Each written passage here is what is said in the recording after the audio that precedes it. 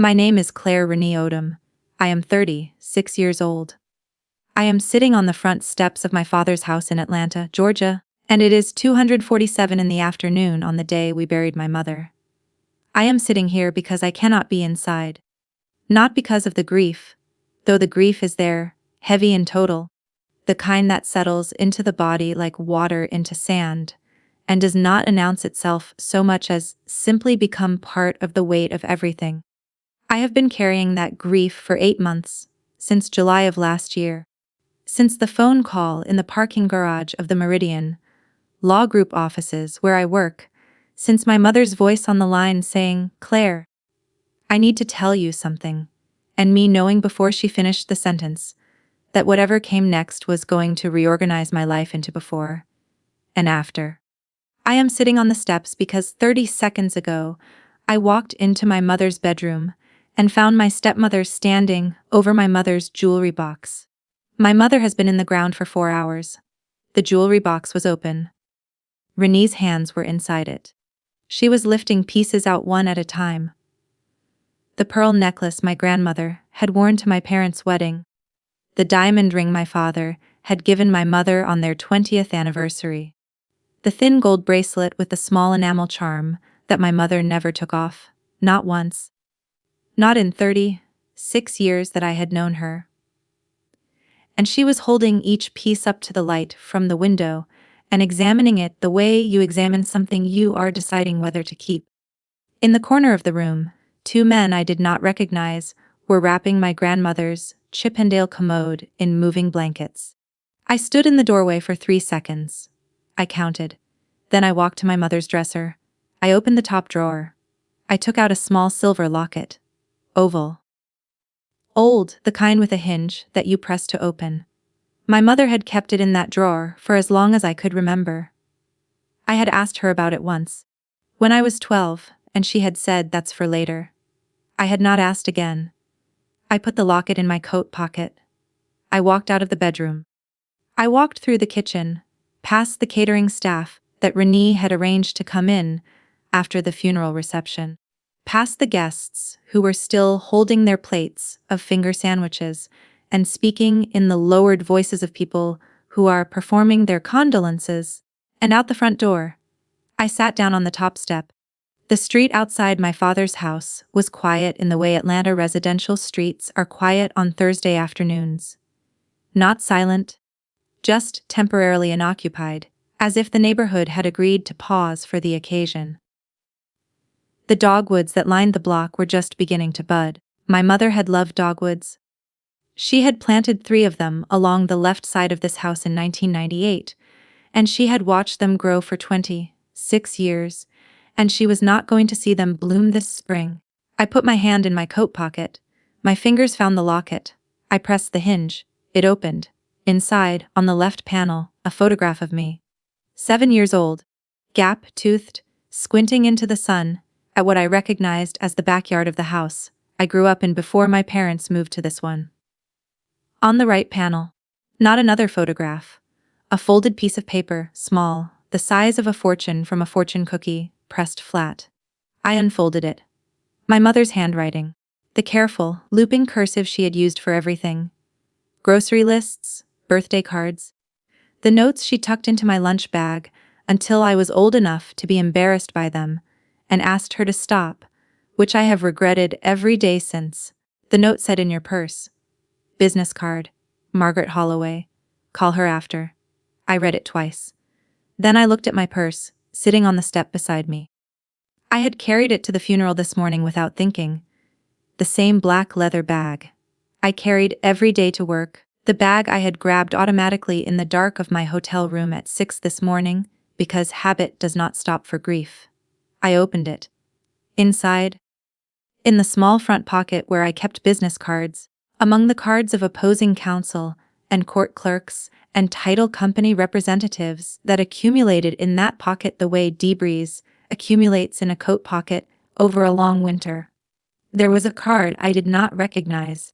Margaret Holloway, Holloway and Associates, Estate Planning and Asset Protection, Atlanta, Georgia. I turned it over. On the back, in my mother's handwriting, One word: trust. I sat on those steps for a long time. Inside the house, I could hear Renee's voice, clear, carrying, the particular social voice she used in rooms full of people, the one that was warm and inclusive, and managed to convey authority without raising its volume. I could hear my father's voice underneath it, lower, less distinct. The voice of a man who was doing his best in a situation that had exceeded his capacity to manage it, which was my father's condition for most of the last 8 months, and which I had spent most of the last 8 months trying not to hold against him.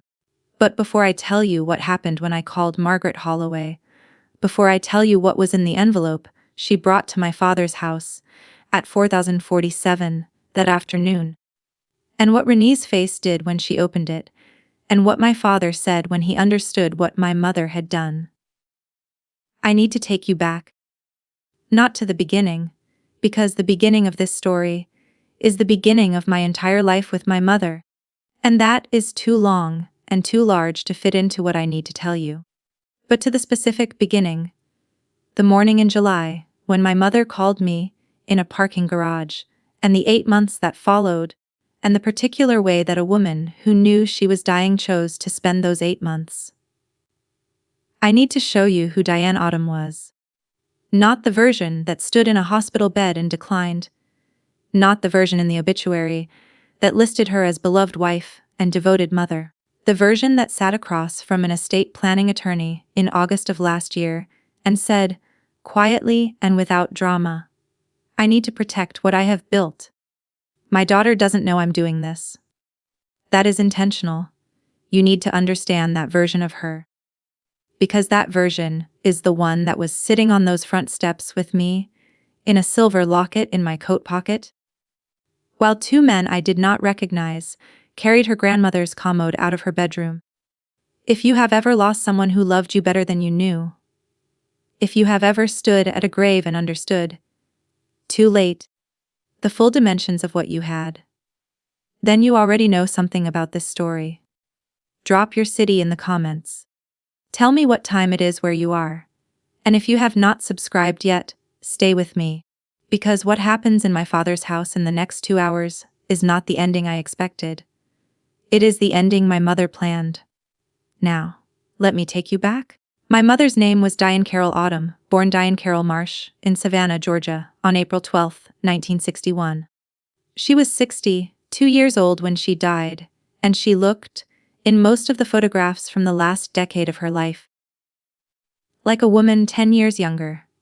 Not because she worked at it particularly, but because she had the kind of face that held its structure. The kind that came from her grandmother on her mother's side, a woman who had lived to 91, and whose bone structure was visible in my mother's face, and, I have been told, in mine. She taught 8th grade English at a public school in Savannah for 19 years. She retired in 2015. Not because she was tired of teaching, but because my father's business had grown to the point where someone needed to manage its administrative operations, and my father asked her to, and my mother had said yes the way she said yes to most things my father asked. Thoughtfully, without resentment, with the full understanding that yes was a choice rather than a default. She was a reader. This is the detail I return to most often when I think about her now. The way the mind returns to the specific rather than the general when grief has had time to settle. She read everything. Novels, history, bird guides, the backs of cereal boxes, the fine print on contracts. Which was a habit she had developed in the early years of my father's business, when she had been the one reviewing vendor agreements, because they could not yet afford an attorney. She had a library in the house on Forsyth Street in Savannah, the house I grew up in, before the move to Atlanta. That covered 2 full walls of a room she called the good room, which meant the room that was not the living room, and not the dining room, but something in between. A room for reading and for conversation that was not about business. She had brought those books to Atlanta when she and my father moved. She had built new shelves for them in the Atlanta house, same dimensions, same configuration, because she knew exactly where each book lived, and she did not want to relearn the library. Those shelves were still in the house on March 7th, 2024. Renee had not touched them yet. She was going to. I knew she was going to.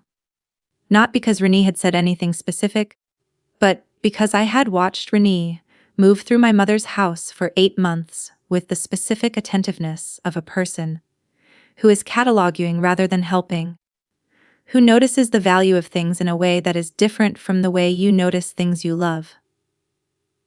Renee had admired my mother's mousse Severlery too often, had asked too many questions about the provenance of the Chippendale commode, had mentioned, twice in my hearing, and probably more when I was not present, that the guest bedroom really was lovely and could be put to such better use. My mother had noticed too. She did not say so directly.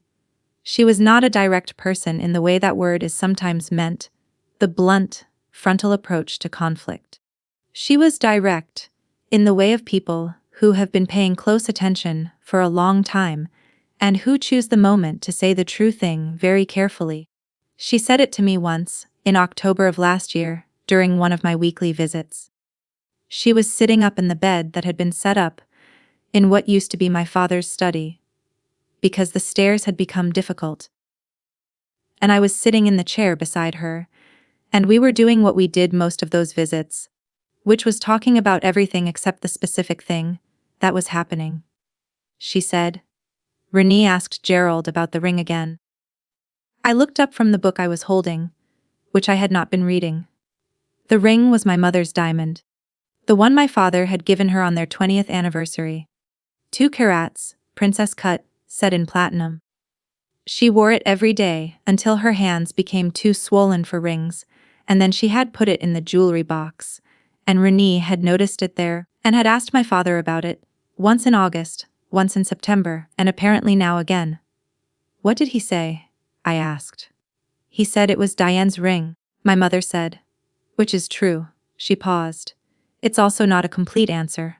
I understood what she meant. It was Diane's ring, but in the absence of any legal instrument saying what happened to Diane's ring after Diane was gone. The answer to that question depended on a set of default rules that were not necessarily the rules my mother would have chosen. I should have pressed her then. I should have said, Mom, have you talked to an attorney? I should have said, let me bring someone in, let me help you get this organized. I work in estate planning.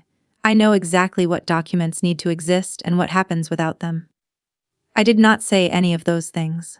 I said, I'll talk to Dad.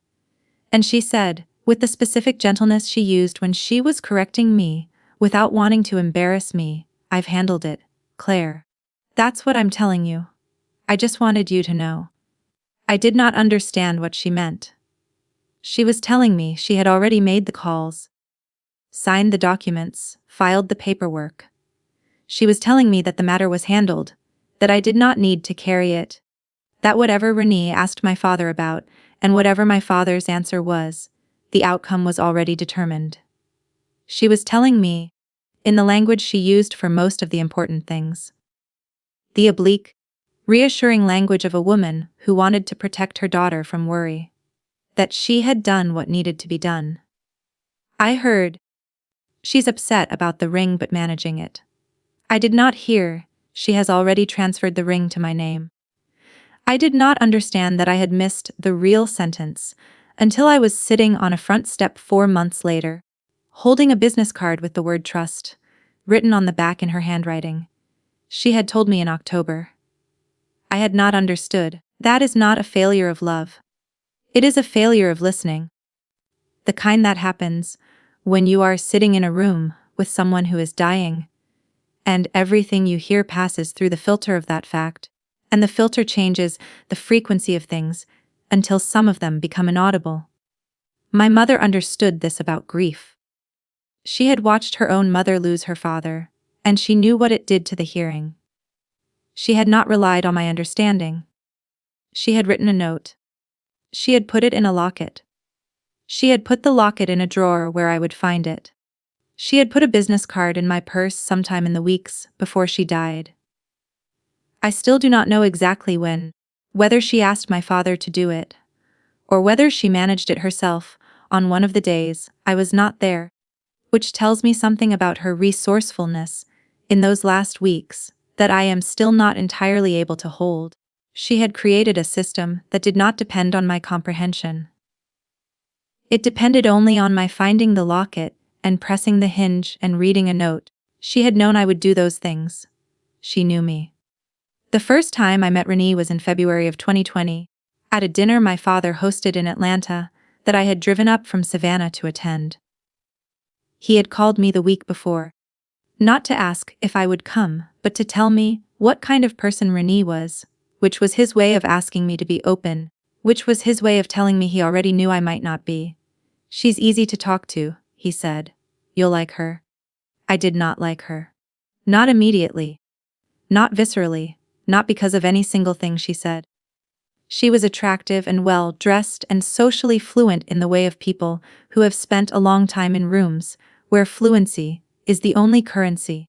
She asked me about my work with what seemed like genuine interest. She laughed at the right moments. She refilled my wine without being asked. What I did not like was harder to name than any of those things. It was something in the way she looked at my father's house. Not at him, at the house. At the art on the walls. At the dining table that had been my mother's grandmother's. At the Savannah silver candlesticks that my mother had packed carefully in newspaper for the Atlanta move and unpacked with the same care, because some things you do not entrust to movers. Renee looked at these things the way a person looks at things in a room they are considering how to change. I drove back to Savannah that night and called my mother, who was still living in the Forsyth Street house then, 3 months before she and my father would make their final decision about the marriage. What did you think? My mother asked. She knew about the dinner. My father had told her. They had that kind of relationship still. The communicating kind. Even though the marriage had been over for 2 years, and they had both accepted that and had managed to remain, against most odds, something close to genuine friends in the aftermath. This was due almost entirely to my mother's character and about 30% to my father's, and I had watched it happen and found it improbable and deeply admirable. She's smooth, I said. That's one word, my mother said. She likes Dad's house. I know, my mother said. She paused. She doesn't have one of her own yet, she said it without bitterness. Just as a fact. The fact of a woman who had spent her life building things and could recognize someone who was looking for a shortcut to the finished version. I did not say, Mom, are you worried? I did not say, do you want me to look into her? I did not say any of the things I could have said, because my mother's tone was not the tone of a person asking for reassurance, and I had learned very early that when my mother used that voice, the flat, observational voice, the correct response was to listen and remember, not to act. She was asking me to remember. She was putting something in the record. I remembered. I was still remembering it, sitting on those front steps in March of 2024, 4 years later, with the business card in my hand, and the locket in my pocket, and the sound of Renee's voice, carrying out from the house behind me. I pressed the home button on my phone. The screen lit up, 2:53 p.m. I opened the business card. Margaret Holloway. Holloway and Associates. I pressed call. It rang once. A woman answered. Her voice was measured and warm in equal parts. The specific combination of a person who has spent a long time delivering information that is both complicated and consequential. Claire Autumn, she said. Not a question. She knew who was calling. Yes, I said. Your mother told me you would call today. She paused. I'm very sorry for your loss. Diane was. She stopped, took a brief breath. She was remarkable. I want you to know that. I held the phone against my ear and looked at the dogwoods beginning to bud along the left side of the house, the 3 trees my mother had planted in 1998 and watched grow for 26 years. What did she do? I said. My voice was steadier than I expected. I have learned, from years of work in estate law, to keep my voice steady when I am receiving information that is going to matter. The voice is a tool. You manage it the way you manage any other professional instrument. She did quite a bit, Margaret Holloway said. I have documents for you. I can come to the house, if that's appropriate. It's appropriate, I said. She said I'll be there at 4:47. I looked at my phone. 2:54 p.m. I had 1 hour and 53 minutes. Inside the house, something, a box, or a piece of furniture, or something heavy in a bag, landed on a hard floor, with a sound that went through the front door, and the steps, and into my spine. I put the phone in my pocket, beside the locket. I thought about my mother. About October, about the room in my father's study with the hospital bed, about the sentence I had not fully heard, about February of 2020 and a dinner table, and a woman who looked at other people's things the way you look at things you are going to rearrange. About 6 years of dogwoods, and a library of books on 2 full walls, and a diamond ring that had been on my mother's hand every day for 20 years until her hands became too swollen. My mother had looked at all of those things, at the whole of the life she had built, and she had made an appointment with an attorney. In August, while she was still strong enough to sit across a desk for 2 hours and answer questions and sign her name clearly and decisively on a series of documents. While there was still time, I sat on those steps for the next 1 hour and 53 minutes. I did not go back inside. I did not speak to Renee or to my father or to any of the guests still working through their finger sandwiches in the living room. I sat with my mother's locket in my pocket and Margaret Holloway's card in my hand, and the sound of the house rearranging itself behind me. And I thought, she knew. She knew this day was coming. She knew exactly what it would look like. She knew what Renee would do when the last guests were still eating their sandwiches, and the flowers were still fresh, and the grief had not yet finished settling. She knew because she had spent 4 years watching a woman who looked at other people's things the way you look at things you are going to keep. And she had made sure, quietly, efficiently, without telling me, without alarming my father, without creating a scene that would have turned her last months into a legal battle instead of a life, that when this day came, the record would say something different from what Renee expected. She had done it in August, while she could still hold a pen. That was who my mother was. I held the locket against my palm. The silver was warm from my pocket. At 4:46 p.m., a car pulled up to the curb. I stood up. The first time Renee rearranged my mother's kitchen, my father called it practical. This was in September of 2022. 14 months before my mother's diagnosis, 7 months after Renee had moved into the Atlanta house following their June wedding. I was visiting for Labor Day weekend. A long weekend, Friday through Monday, the kind of visit I made 4 or 5 times a year. The visits where I stayed in the guest room that still had the blue quilt my mother had made in 2003, and where the closet still smelled faintly of the cedar blocks she had put there when she lived in the house, and which no one had thought to remove. I came downstairs Saturday morning to find the kitchen reorganized. Not dramatically, not the kind of reorganization that announces itself. The subtle kind. The spice rack had moved from the counter beside the stove to a shelf beside the refrigerator. The coffee maker had been relocated to the corner opposite where it had always stood.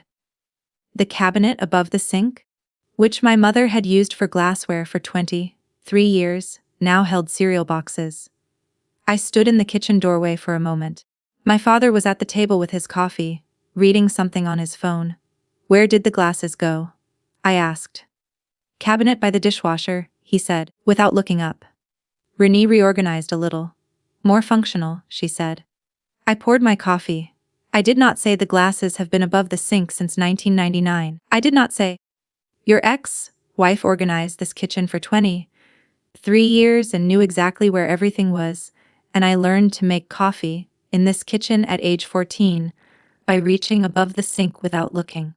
I did not say any of those things, because it was Saturday morning, and my father looked tired in the specific way of a man who had recently remarried and was managing the gap between what he had imagined that would feel like and what it actually felt like. I got my coffee mug from the cabinet by the dishwasher. I sat down. That was the first thing I noted. not with anger, with registration.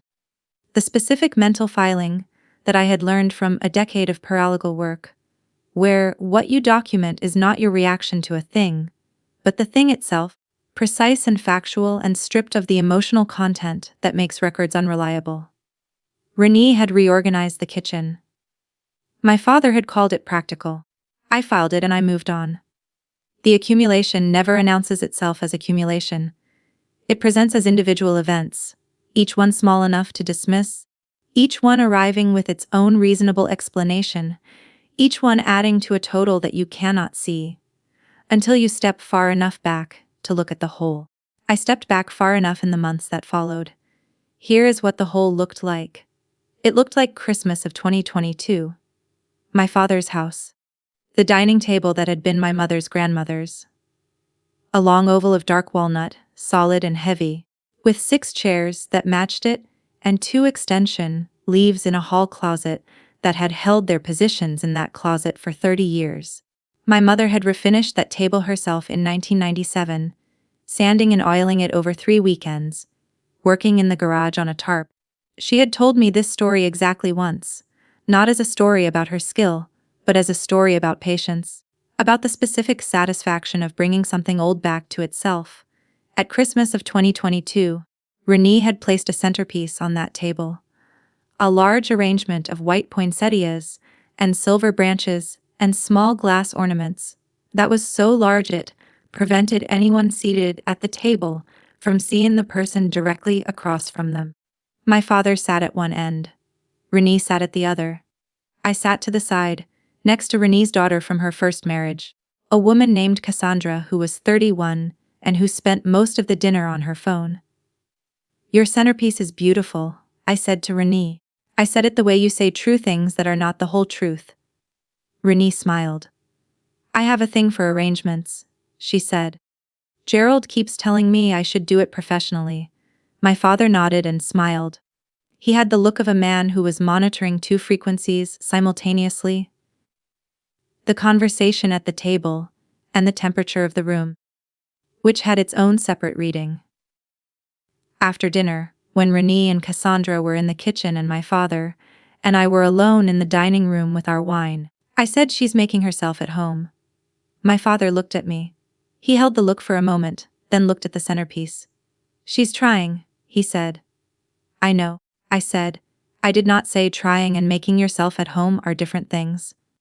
I did not say, the table underneath that arrangement was your first wife's grandmother's, and your first wife sanded it herself over 3 weekends in 1997, and every time I sit at it I think about that story." I did not say, "There is a difference between a woman who is trying to build a life with you and a woman who is trying to inhabit a life that someone else already built." I drank my wine, filed it. The second scene I need to show you happened in March of 2023, 4 months before my mother's diagnosis, and exactly 1 year before she died. I drove up from Savannah for a weekend to help my father with some administrative work for his business.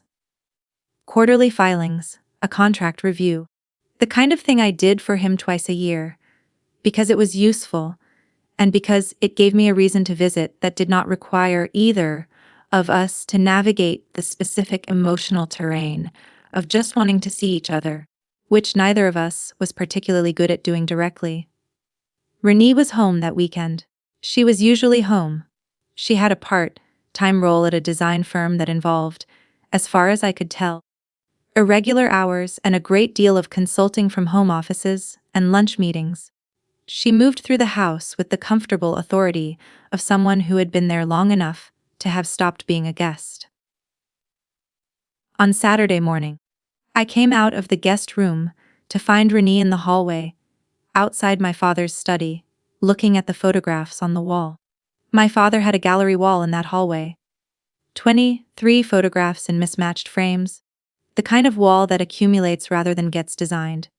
School portraits, family vacations, the photograph from my parents' wedding rehearsal dinner that I had always liked better than the formal wedding portraits, because everyone in it looked like themselves. My parents at the beach circa 1994.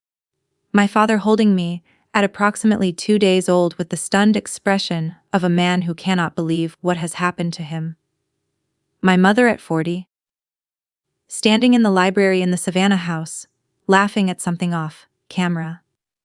Renee was looking at the photograph of my mother in the library. She did not hear me come out of the guest room.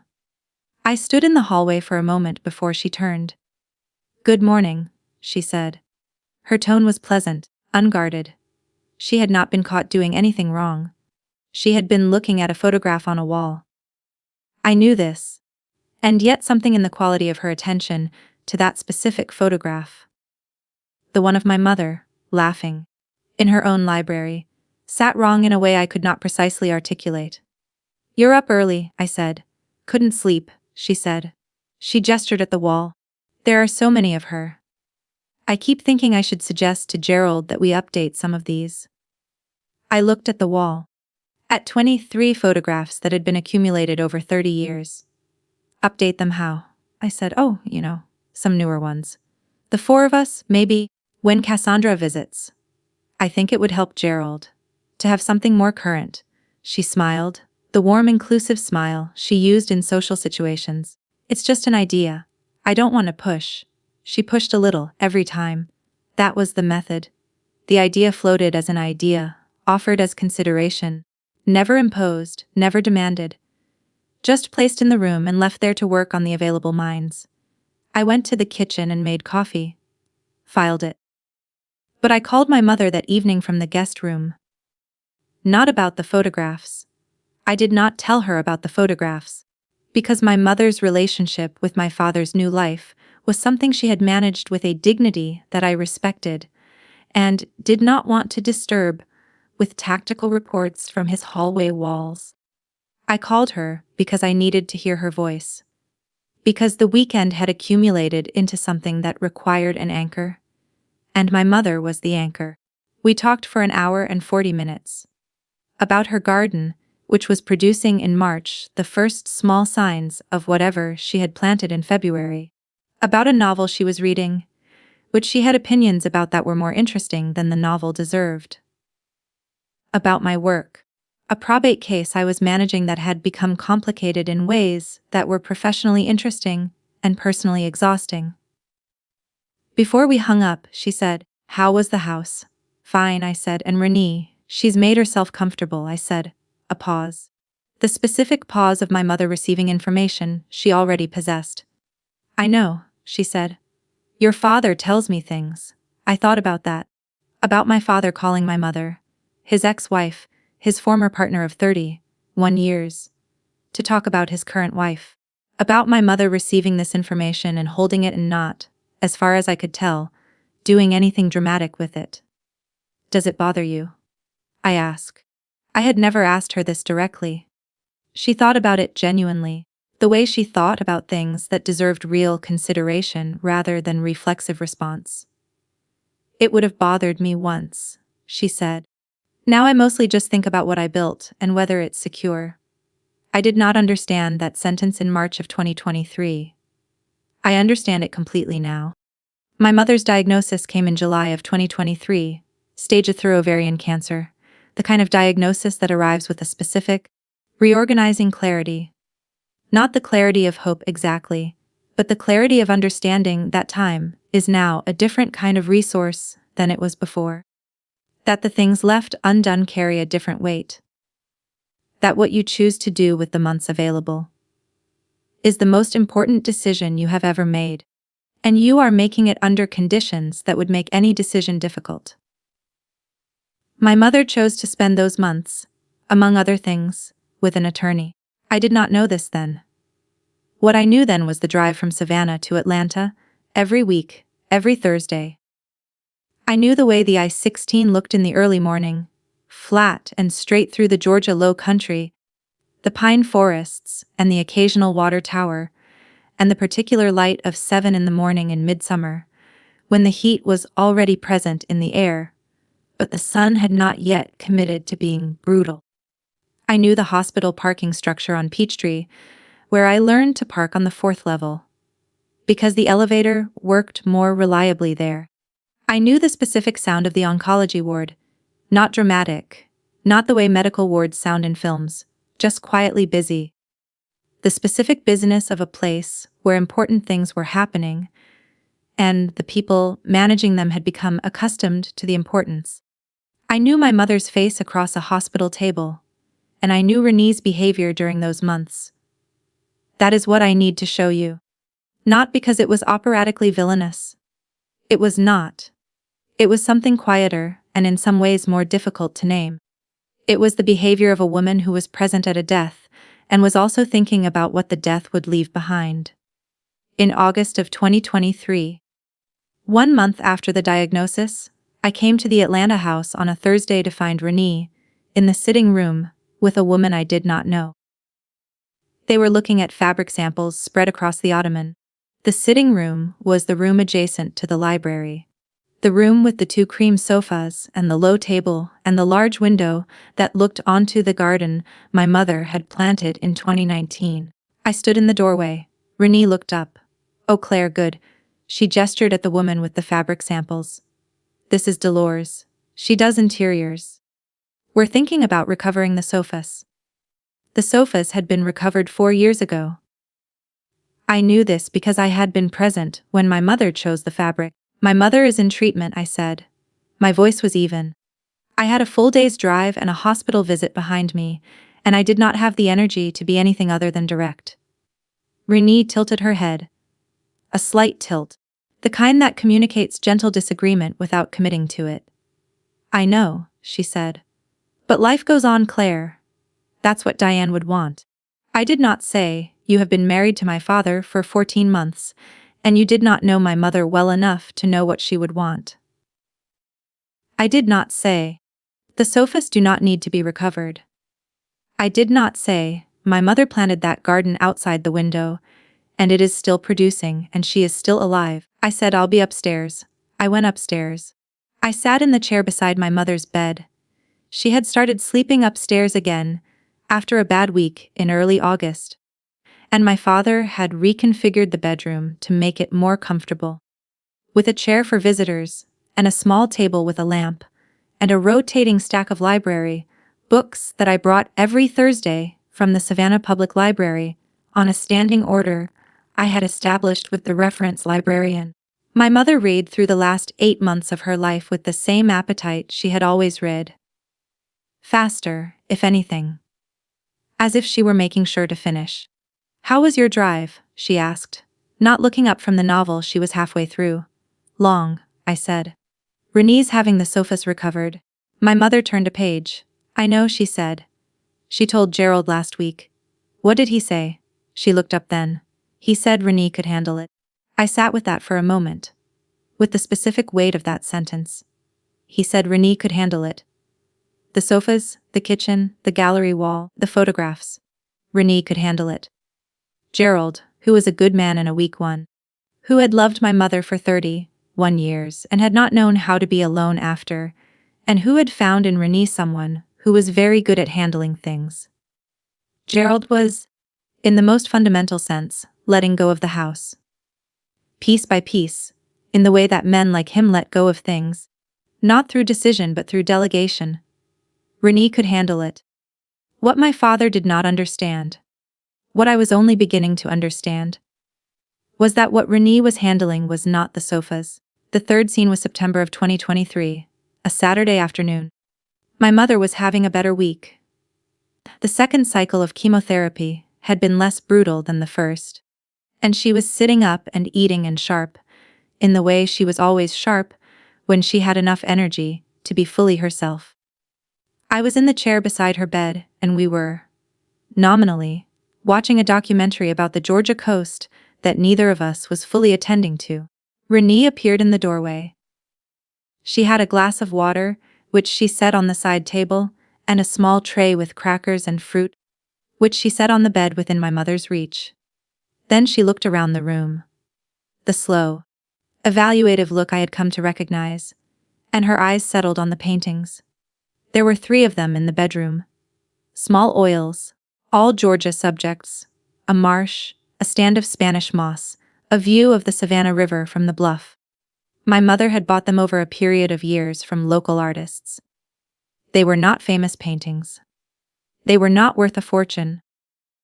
But they were exactly right for the room they were in, and my mother had chosen each one with the particular care she brought to things that were going to be permanent. Renee said, "These are interesting. Are these local artists?" My mother looked at the paintings. She looked at them the way you look at something you have lived with for so long that you sometimes forget to look at it, and then remember. "Yes," she said. "I've had them a long time. Do you know what they're worth?" Renee asked. Her tone was conversational, pleasantly curious. The tone of someone asking a question at a dinner party. My mother looked at her. Not long, just a look. The brief, complete assessment of a woman who had spent 2 years reading people and had gotten very good at it.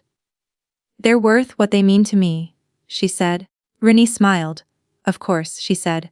She picked up the empty tray and left. My mother waited until the sound of Renee's footsteps had reached the bottom of the stairs. Then she turned to me with an expression I had not seen on her face before. Not anger. Something colder and more considered than anger.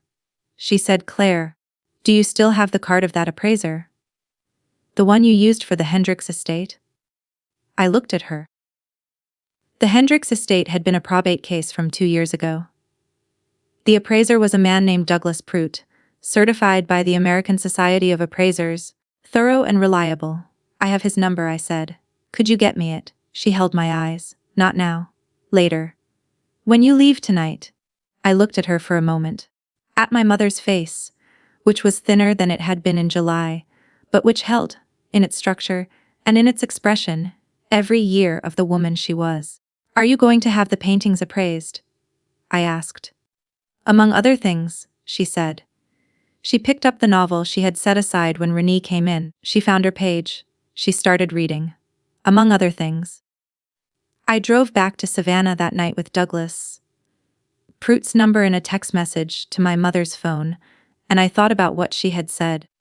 And I let myself believe. Because I was her daughter and I was grieving in advance, and I needed to believe something manageable.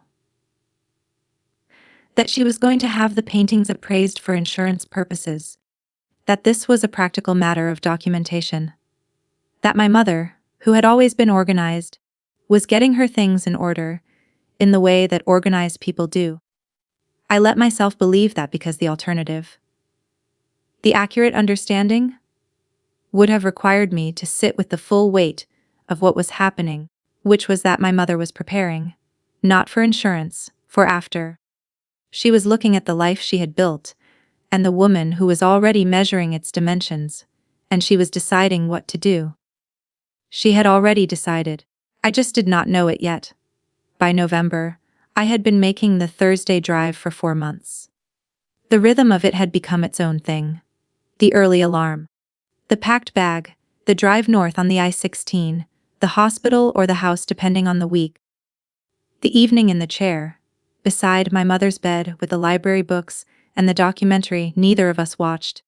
The drive back to Savannah late on Thursday night, arriving sometime after midnight. The Friday at Meridian Law Group running on coffee and the specific focused energy that grief sometimes produces. As if the body understands that falling apart is not currently an option and rises to meet that requirement. In November, my mother seemed better. Not better in the medical sense. The news from the oncologist was not getting better in the medical sense. But better in the sense of presence, of being entirely and specifically herself in each conversation, of having the look of a person who has organized their affairs and can now simply be, which is a look I have seen in a state work more times than I can count, and which means something precise. It means the work is done. I did not know that the work was done because she had done it. I thought it was acceptance. The specific, hard-won acceptance of a woman who had looked at her situation clearly and decided to stop fighting the fact of it and simply live in what remained. It was acceptance. It was also something else. On a Thursday evening in November, my mother was sitting up with more energy than she had shown in weeks. She was wearing the blue cardigan she had always called her reading cardigan, and her hair, which had come back in finer and lighter than before, was held back with the tortoiseshell clip I had given her for her birthday 2 years ago. She looked, in the lamplight of that room, like herself. Entirely, recognizably, irreplaceably herself. She said, "Tell me about a case at work." I told her about a probate matter I was handling. A woman in her 80s who had died without a will, whose 3 adult children were now in dispute over a house and a set of silver flatware and a collection of first edition novels. I told her the details of it the way I always told her work stories. Not simplified, because she did not need simplification, but paced. The way you pace a story for someone who is going to follow every step. She listened. She asked one question at the end: what happens to the silver? It depends on what the children decide, I said. If they can't agree, a court will decide. And the court's decision will be based on whatever records exist. What's documented, what's registered, what's provable? She nodded. What's provable, she repeated. She said it in the tone of a person confirming that they have understood something correctly. I looked at her. She was looking at the paintings on the wall. "Mom," I said. She turned to look at me. Her expression was the expression I had seen once before, in October, when she had said, "I've handled it, Claire." "It's all right," she said. "Everything that needs to be documented is documented." I did not ask what she meant. The same failure as October. The same filter. The same frequency that grief adjusts. I heard she has made peace with things. I did not hear she has filed the paperwork. She knew I had not heard the real sentence. She let it stand. She would put it in a locket. We watched the rest of the documentary about the Georgia coast. She fell asleep before it ended, the novel open on her chest, the blue cardigan warm in the lamplight. I sat beside her for a while after she was asleep, in the chair that had become my chair in that room, in the house that Renee was slowly reorganizing around us. And I thought, 4 months from now, this house will be different. I was right about that. I did not know how different, or why, or what my mother had done to make sure that different did not mean what Renee thought it meant. Outside, in the November garden, the last of my mother's chrysanthemums were still holding against the cold. She had planted them in October. She had known she would not see them bloom. She had planted them anyway, because she was that kind of woman. The kind who plants things for after, who builds for what comes next, who does the work that needs to be done, whether or not she will be present to see it hold. I did not know it yet, but she had planted something else in October too. I would find out on March 7th, at 40:46 p.m., when a car pulled up to the curb. My mother died on a Sunday, March 3rd, 2024, at 60:14 in the morning, in the bed that had been set up in my father's study, in the house in Atlanta that she had lived in for 11 years, and had not owned for the last 4 of them. My father was beside her. I was beside her. Renee was not in the room. She had been in the house. She had been present in the way she was always present, occupying the perimeter of things with her specific, managed helpfulness, but she was not in the room when it happened, and I was grateful for that in a way I did not examine too closely, because examining it would have required me to think about why I was grateful. And I was not ready to think about that. I held my mother's hand. She had been unconscious for the last 18 hours. The hospice nurse, a woman named Gloria, who had been coming 3 times a week for the past month, and who had the specific, unhurried competence of someone who understood exactly what her presence meant and did not flinch from it. Gloria had told us the evening before that it would likely be overnight. My father had nodded. I had nodded. We had both sat with what that meant, and neither of us had said anything that was equal to it, because nothing is. At 60:14, my mother took a breath and then did not take another one. The room was very quiet. Gloria came in at 16:17. She did what needed to be done with the gentleness of long practice. My father stood up and walked to the window and looked at the garden in the early morning dark for a long time without turning around.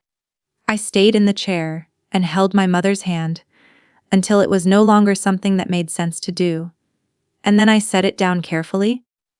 The way you set down something that belongs to someone else. At some point, Renee appeared in the doorway. I did not look at her. What followed were the 4 days between my mother's death and her burial, which were the 4 most structurally strange days of my life. I have worked in estate law for a decade. I understand the administrative reality of death, the calls that need to be made, the documents that need to be filed, the decisions that present themselves with a persistence that ignores the fact that you are also grieving. I understand this intellectually, and I have helped dozens of clients navigate it, and I was not, when it was my own mother, in any way prepared for what it felt like from the inside. What it felt like was too much happening in too small a space of time. Every hour contained something that needed doing, and underneath every hour was the thing that did not need doing. That simply was the fact of my mother's absence, absolute and freshly installed. Present in every room, I walked into like a new piece of furniture in a place where the old one had stood for 36 years. Renee was efficient during those 4 days. I will say this accurately because accuracy requires it. She made calls, coordinated the catering for the reception, communicated with the funeral home about logistics, managed the flow of condolence calls in a way that allowed my father to grieve without having to answer the phone. These were real contributions. I noted them with the same neutrality I had used for the reorganized kitchen and the fabric samples, and the question about the paintings.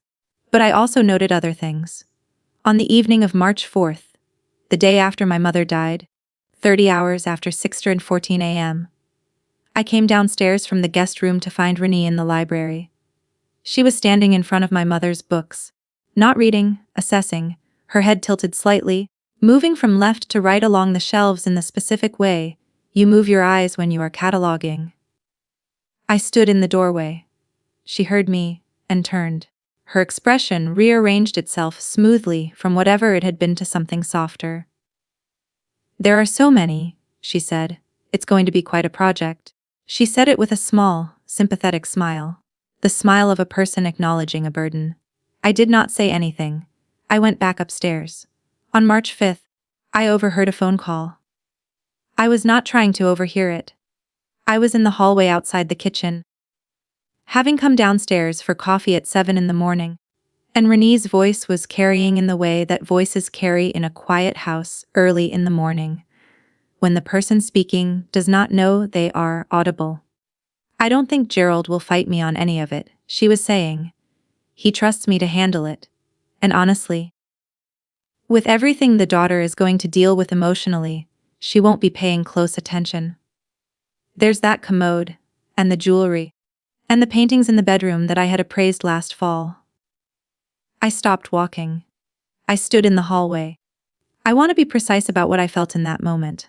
Not rage, or not only rage, not the clean, propulsive rage of a person who has been given a clear target and a clear grievance. What I felt was colder and more complex than that. A composite thing made of several different elements that I could not entirely separate from each other. I felt the grief, which was still raw and total, and did not require any particular provocation to be present. I felt the anger, which was new and specific, and concerned the phrase, "she won't be paying close attention." And underneath both of those things, beneath the grief and the anger, I felt something I could not yet name. A pressure. The sensation of a shape that had not yet fully emerged. Something I was very close to understanding, but had not yet understood. She had appraised the paintings last fall. The paintings my mother had pointed to in September, and said they're worth what they mean to me. The paintings that Renee had asked about with her pleasant, curious, dinner party voice. Renee had appraised them. In the fall. While my mother was alive. While my mother was in the house upstairs. In the chair with the blue reading cardigan and the library books I brought every Thursday. I walked back upstairs. I got dressed. I sat in the guest room until my father's voice in the kitchen told me he was awake, and it was safe to go back down. I made coffee. I helped my father with the calls that needed to be made. I did not say anything about the phone call I had heard. I filed it. The morning of the funeral was gray and cold, the specific Georgia cold of early March that is not the deep cold of winter, but the damp, penetrating cold of a season that has not yet decided what it is. The service was at the church my mother had attended for the last 8 years of her life. A Methodist church on a tree-lined street in the neighborhood where she and my father had built their Atlanta life. The minister had known her. He said things that were accurate, which is rarer than it should be in funeral eulogies, and I was grateful for it. I did not speak. I had thought about it and decided against it, not because I had nothing to say, but because I had too much, and too much in the wrong register. And the register I was capable of that morning was not one suitable for a church. My father spoke. He was brief and he was honest, and he cried at the end in the way of a man who had not intended to cry, and was surprised by it, which was the most human I had seen my father in years. Renee sat in the front row beside my father. She wore a dark dress and appropriate jewelry, and she dabbed at her eyes with a handkerchief at the correct moments. She held my father's arm as we filed out. She was performing grief correctly, which is a thing some people can do, and which is not the same as feeling it. And I was not in a position, that morning, to adjudicate between them. We drove to the cemetery. My mother was buried beside her own mother, in a plot she had chosen herself 3 years ago during a visit to Savannah that she had not told me was partly for that purpose. She had done it quietly, without drama, the way she did most things. Filed. Done. We drove back to the house. The reception was scheduled for 1 o'clock. It was 12:23 when we arrived. The catering staff Renee had arranged were already present, setting up in the kitchen and the dining room. Guests would begin arriving within the hour. I went upstairs. Not for any specific reason, not for privacy, not to cry, though I did that too, briefly. Sitting on the edge of the guest room bed for about 4 minutes before something in me decided that 4 minutes was what was available, and the rest would have to come later. I went upstairs, because being downstairs meant being in the flow of things. The catering staff, the condolence conversation, the managed social reality of a funeral reception, and I was not ready for the flow of things. At approximately 1:45 p.m., with the reception in full operation downstairs, guests circulating through the living and dining rooms with their plates and their lowered voices, I came back downstairs, not to rejoin the reception, to find water. I was dehydrated in the specific way of someone who has not been attending properly to basic functions for several days, and my head was beginning to register it. I filled a glass at the kitchen sink. I drank it standing there. I set the glass in the sink. And I heard it. From down the hall, from the direction of my mother's bedroom.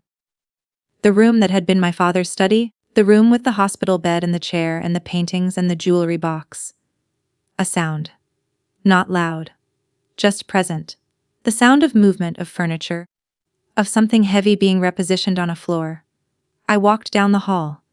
The door to my mother's bedroom was open. I stood in the doorway. The first thing I saw was the commode. My grandmother's Chippendale commode, the one that had stood in that room since my mother had moved it from the Savannah house. A beautiful piece, solid mahogany, claw feet, the kind of furniture that is made once and lasts forever if someone takes care of it.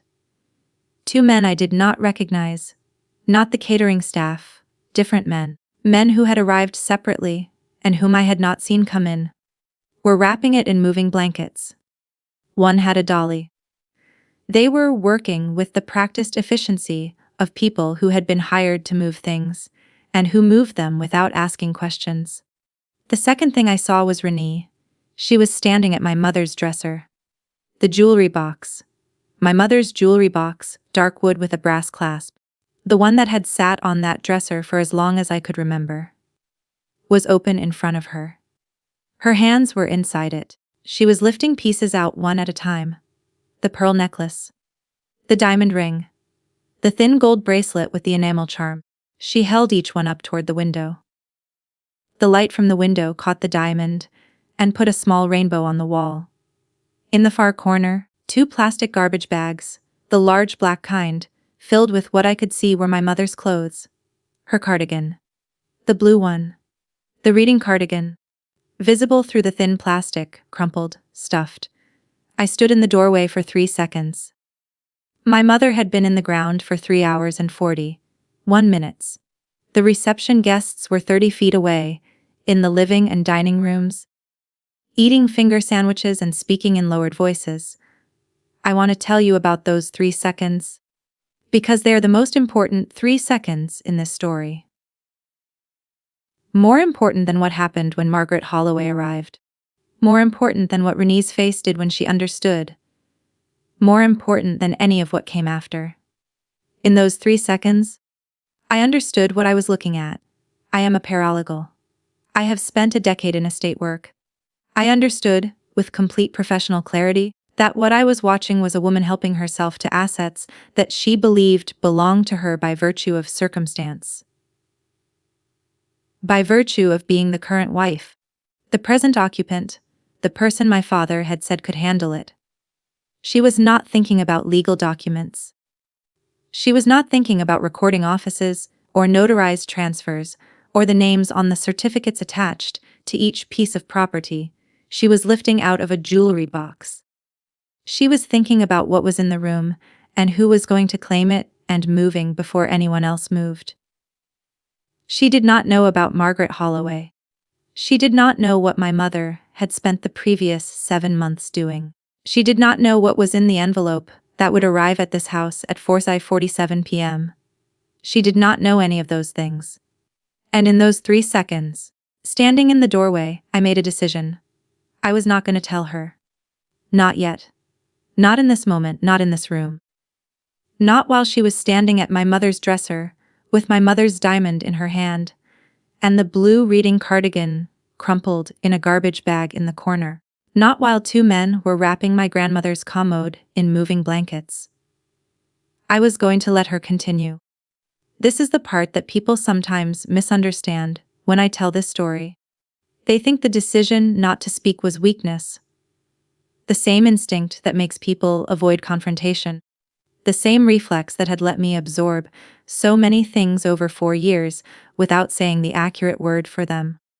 They think I should have walked into that room and said, "Put it down." They think that was the strong choice. It was not the strong choice. The strong choice was the one I made, which was to walk to my mother's dresser, not to Renee, not to the men with the dolly, but to the dresser itself. To open the top drawer. To take out the locket that I had known about since I was 12 years old. That my mother had called for later, and I had understood at 12 was one of those things you held and waited for. To put it in my coat pocket. To walk out of the room.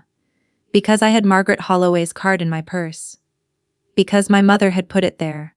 Because my mother, who had planted chrysanthemums in October knowing she would not see them bloom, had also arranged for a lawyer to come to this house at 4:47 p.m. And that lawyer was going to bring an envelope. And inside the envelope was everything that needed to be said. My mother had built the confrontation. She had built it in August and September, and October and November of 2023, in an Atlanta law office in a building I had never been to, with an attorney I had never met, signing documents I had never seen. She had built it so I would not have to. All I had to do was get out of that room, without saying anything, sit down on the front steps, open the locket, call the number on the card. I walked out. The front door closed behind me. I sat down on the top step. The street was quiet. The dogwoods were beginning to bud. My mother had planted 3 of them along the left side of this house in 1998. I reached into my coat pocket. The locket was smooth and warm. The oval silver warm from being against my body. I pressed the hinge. It opened. The photograph of me at 7, gap-toothed, squinting into the sun. The folded note on the right panel, I unfolded it. In my purse. Business card. Margaret Holloway. Call her after. I reached into my purse. Front pocket. Past the court clerk cards and the title company representatives. A card I had not put there myself. Margaret Holloway. Holloway and Associates. Estate Planning and Asset Protection. Atlanta, Georgia. On the back T Trust. I looked at that word for a long moment. Trust, not instructions, not a legal term, though it was also that. Just a word, in my mother's handwriting, on the back of an attorney's card, placed in my purse at some point in the weeks before she died, when she was still strong enough to move through the house and do quiet things without anyone noticing. Trust. As in trust that this is handled. Trust that I did what needed doing. Trust that the record is accurate, and that when the moment comes, the record will say what it needs to say. Trust me. I pressed call. Margaret Holloway answered on the first ring. And for the first time since 6:14 that morning, when my mother took her last breath, I felt the specific sensation of weight being redistributed. Not lifted, weight like this does not lift, but redistributed. Set down in the right place. Carried the way it was meant to be carried, which is not alone. My mother had known I had been carrying things alone for a long time. She had made sure that today, at least, I would not have to. Inside the house, I heard Renee's voice asking someone to bring the car around. Outside, on the front steps, I heard Margaret Holloway say, "Your mother told me you would call today." The dogwoods were beginning to bud. My mother had planted them in 1998. 26 years ago. She had always been building toward something. I just had not known, until today, exactly what. My mother made her first appointment with Margaret Holloway on August 14, 2023. I know the date because Margaret told me, sitting across from me in the conference room of Holloway and Associates on the afternoon of March 19, 2024. 12 days after the funeral. The first meeting I had been able to manage, after the immediate aftermath had settled enough to allow for something as ordinary as a scheduled appointment. Margaret had the file open on the table between us. A thick file, a manila folder swelled with paper, the kind of file that accumulates when someone has been thorough. My mother had been thorough. August 14th, Margaret said. She called the office on a Monday morning. She said she had been referred by Douglas Prout, the appraiser. I looked up. Douglas Prout. The name I had texted her in September at her request. But August was before September. Which meant she had found Douglas Prout on her own, before she asked me for his number. Which meant the question she asked me in September. Do you still have the card of that appraiser? Had not been a request for information she did not have. It had been something else. A test, maybe. Or a way of including me in something she had already set in motion. A door left slightly open to see if I would walk through it. I had not walked through it. I had texted a number. Gone back to the documentary about the Georgia coast. She called Douglas first, Margaret continued. Had the appraisals done in August. Brought the results to me on the 14th, along with a full accounting of what she considered her separate property. Assets she had owned before the marriage. Gifts received from her own family, things she had purchased independently. She was very organized. She came with a spreadsheet. I almost smiled at that. My mother and her spreadsheets. She had kept spreadsheets for everything. Household expenses, garden planting schedules, the books she had read each year going back to 1989. She had spreadsheets the way other people had habits. What was on the spreadsheet? I asked. Margaret turned a page. Everything that ended up in the transfer documents. The commode. That was originally your great-grandmother's, which your mother had documentation for going back to 1962. The jewelry, all of which she had records of either purchasing herself or receiving as family gifts before the marriage to Gerald. The paintings, appraised at $38,500, and a bank account she had maintained separately since 2019.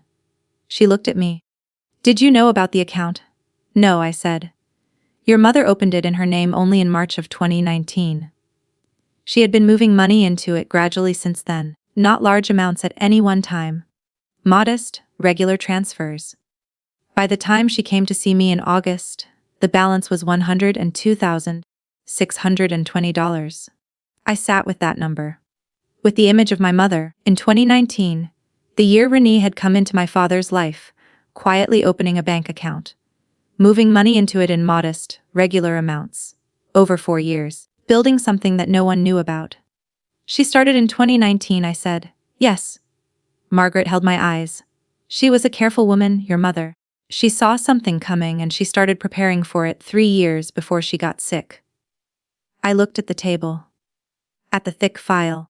At the spreadsheet I could see on the top page, the neat columns in my mother's careful hand. She never told me, I said, about any of it. She told me you worked in estate law, Margaret said. She said she had considered telling you but decided against it. She used a specific phrase. She said, if I tell Claire, she'll want to help. And then it becomes her problem to manage. I want it to be my problem. The room was quiet for a moment. She didn't want me to carry it, I said. She wanted you to be her daughter, Margaret said. Not her paralegal. She paused. Her words, not mine. I have thought about that sentence every day since Margaret said it. About what it meant that my mother had made that distinction between the two roles, between the daughter and the professional, between the person who could help and the person who needed to simply be present. She had seen, with the clarity of a woman who had spent a lifetime paying close attention to the people she loved, that I had a tendency to manage things, to identify the problem and apply the relevant skill set, to be useful when what was needed was simply to be there. She had protected me from my own competence. She had done it by being more competent than me. Quietly, privately, over 8 months. With an attorney in an Atlanta office building I had never visited. She had handled everything that needed handling, so that I could sit in the chair beside her bed and talk about the Georgia Coast documentary and the probate case and the novel she was reading, and not have to also be the person who was managing the legal reality of her death. She had given me those Thursday visits. I did not know until March 19th what they had cost her. Let me take you back to August of 2023, because I need to show you what my mother did, and how she did it, and the specific care she brought to each step. Margaret walked me through it that day in the conference room, and I am going to walk you through it the same way, because the sequence matters. The sequence is what tells you who Diane Odom was. August 14th, 2023. First meeting. My mother arrived with the appraisals Douglas Pruitt had completed, the spreadsheet, and a clear understanding of what she wanted. She was 6 weeks past her diagnosis. She was still strong. She could sit across a desk for 2 hours and discuss legal instruments with precision. She did. What she wanted was this: every item of separate property she owned. The commode, the jewelry, the paintings, the bank account. Transferred to Claire before she died. Not through a will. Not through a bequest that could be contested or delayed or subject to probate. Directly. Through instruments that would be recorded, filed, and effective immediately upon execution. She understood the difference. She worked from a knowledge base that most clients do not have. The knowledge base of a woman who had spent years watching her daughter explain exactly what happens when people die without the right documents in place. She had listened. She had absorbed it. She had applied it. Margaret had explained the mechanisms. For the physical property, the commode, the jewelry, the paintings. They would use a bill of sale and gift deed combination executed while Diane was alive and legally competent, transferring ownership directly to Claire Renee Odom. These documents would be notarized and, where applicable, recorded with the relevant county offices. For the bank account, a different mechanism, adding Claire as the sole beneficiary and granting immediate ownership via a document the bank would execute upon Diane's request. My mother had nodded. She had asked one question: how long will all of this take? Margaret had said, if we move efficiently, we can have everything executed by November. My mother had said, then let's move efficiently. They had moved efficiently. September 4th, 2023. The bill of sale for the Chippendale commode. My mother signed it in Margaret's office. Margaret notarized it. The commode, original purchase price unknown, current appraised value $8,400, passed to Claire Renee Odom, recorded with Fulton County, document number FC 2023, WARTC 882, September 11th. The gift deed for the paintings, 5 oils, Georgia subjects, collectively appraised at $38,500. Signed, notarized, recorded, Fulton County Document FC 223 Feen 103 October 3rd The jewelry. This required a different instrument. Personal property of this type is transferred through a notarized personal property assignment rather than a recorded deed. Margaret had prepared the assignment with a complete inventory, the pearl necklace, the diamond ring, the gold bracelet with the enamel charm, 11 additional pieces, total appraised value $73,200. My mother signed it on October 3rd. It was notarized. It was valid. October 29th. The bank account. My mother went to the branch in person, which required her to sit in a banker's chair for 90 minutes while the documents were prepared, which was more physically demanding in late October than it would have been in August. She did it anyway. She added Claire Renee Odom as co-owner with right of survivorship, effective immediately. Balance at the time of transfer, $102,620. November 17th, the final meeting.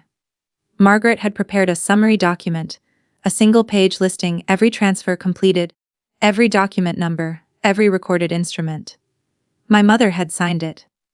Margaret had kept the original in the file and given my mother a copy. My mother had put her copy somewhere in the house. Margaret had the original. Total value of transferred assets, $222,720. All of it documented. All of it filed. All of it effective from the date of execution, which was before my mother died, which meant these were not estate assets. They were not part of the probate estate. They were not subject to Gerald's control or Renee's management, or any claim that might arise from the marriage. They were simply, legally, already Claire's, had been since September. I sat in Margaret's conference room on March 19th and listened to all of this and felt, in layers, the sequential understanding of a person who is hearing a story they were inside without knowing it. The Thursday visits, the chair, the library books, the documentary about the Georgia coast. My mother, in October, saying I've handled it, Claire. My mother, in November, looking at the paintings and saying, everything that needs to be documented is documented. She had been telling me, both times. I had not heard it. She had expected that. She had put a note in a locket. There is one more thing Margaret told me in that conference room, the thing that I have returned to most often in the months since. At the end of the first meeting, on August 14th, my mother had asked a question. She had asked what happens if my daughter doesn't find the card. Margaret had looked at her. You placed a card in her purse. My mother had nodded. I put it there in January. She carries the same bag every day, she said. But I want to know if she doesn't find it, if she doesn't call, what happens? Margaret had explained the transfers are already executed. The documents are already filed.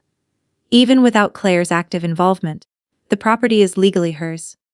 Claire would find out eventually. Through probate, through a title search, through any number of legal processes that would eventually surface the recorded documents. My mother had nodded slowly. But if she calls that day, Margaret had said, we can be there before anyone else moves. That was the piece. The card in the purse. The note in the locket. Those were not the mechanism. The mechanism was already in place, had been in place since September, recorded with Fulton County. The card and the locket were the timing device. They were my mother's way of making sure that if anyone moved quickly, and she knew Renee would move quickly, Claire could move just as quickly. She knew Renee would move quickly, because she had spent 4 years watching Renee move. She had timed it to the afternoon of the funeral specifically, because she understood that the afternoon of the funeral was the moment. Not the next day. Not the following week. The afternoon of the funeral, while people were still holding their plates of finger sandwiches, while my father was still receiving condolences, while the house was full enough that individual movement within it could go unmonitored. That was when Renee would start. My mother knew this the way she knew the things she knew. Not through accusation, not through dramatic confrontation, but through 4 years of careful observation. Renee was not subtle to someone who was paying attention. She had moved through the house for 4 years with the specific quality of attention that my mother had named once, at a dinner in February of 2020, with the precise sentence, "She doesn't have one of her own yet." She had seen it then. She had been seeing it since.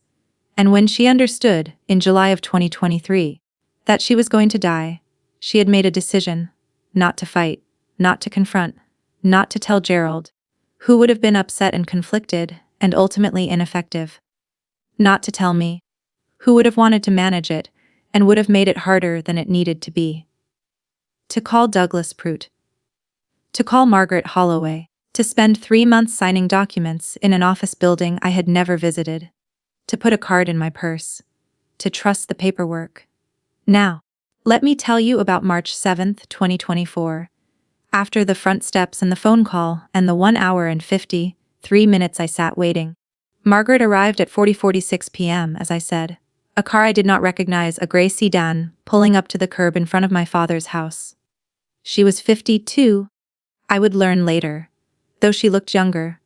Precise and compact, in a dark coat and low heels, carrying a leather briefcase and a manila envelope. She came up the front walk, and I stood from the steps to meet her, and she shook my hand and said again, "I'm very sorry for your loss."